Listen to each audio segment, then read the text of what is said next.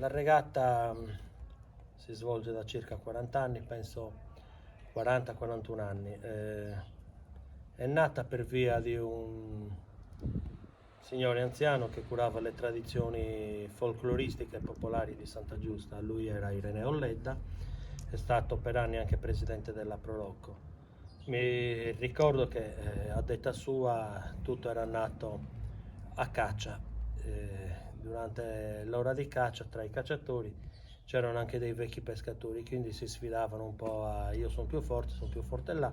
Quindi per una festa di Santa Severa avevano fatto la gara delle barche e da lì poi era stato rispolverato su Vassoni, che ormai era quasi perso in tutte le marinerie dell'Uristanese.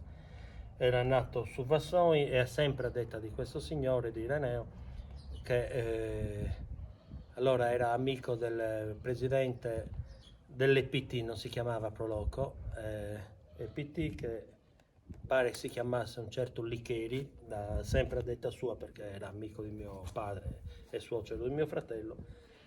Niente, aveva avuto dei finanziamenti, allora avevano incominciato a fare la regata anche dei Fassonsi, però sempre sotto forma di gara. Poi un termine un po' volgare, un po' spartano, per modernizzare la cosa l'avevano chiamata regata e da allora diciamo da 40, 42 anni, 41-42 anni si è sempre svolta.